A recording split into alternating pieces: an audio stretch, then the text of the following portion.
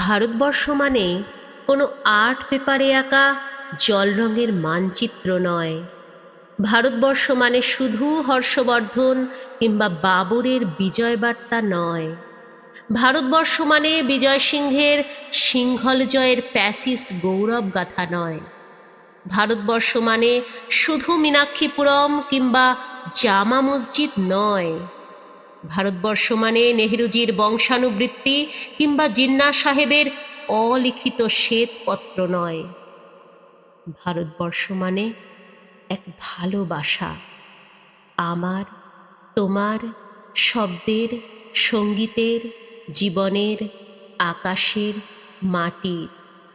আমাদের প্রাইমারি স্কুলে কলুখা সাহেব সাদা দাড়ি, মাথায় ফেজ, ড্রিল করাতেন আমাদের।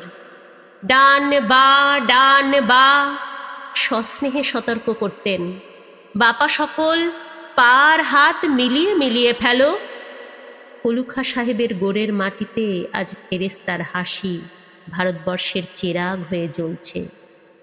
বদরু মিয়ার হাতের কর্ণিকে শিব মন্দিরের গায়ে কত ফুল কাটা, আর তার জোগাড়ে হয়ে মশলা মাখছে ঈশান বাউরি, নিয়ামত শেখ আর গোকুল মাহাতো।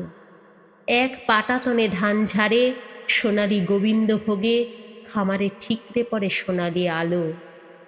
পদন মাঝি দাঁড় টানত যুবতী গঙ্গায়, বৈঠা ধরত হসিনুর মাঝি।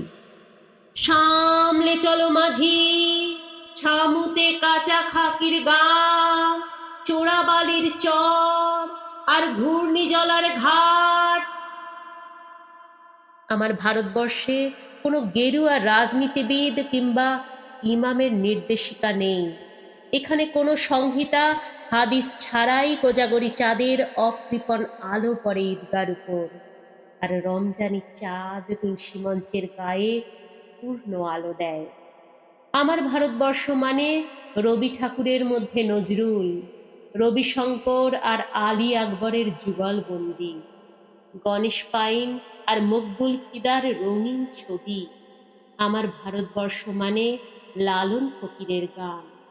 আমার ভারতবর্ষে আমি শুনেছি মোহাম্মদ রফির সঙ্গে লতার ডুয়েট, দেখেছি পাল্লা দিয়ে আজাহারের সঙ্গে শচীনের দৌড়, খেলার মাঠের প্রান্তে দাঁড়িয়ে শুনেছি নইমুদ্দিনের তদারকি চিৎকার, বিজয়ন, আকিল, কুলজিৎ, বাইচুং, মাঠটাকে আরো বড় কর।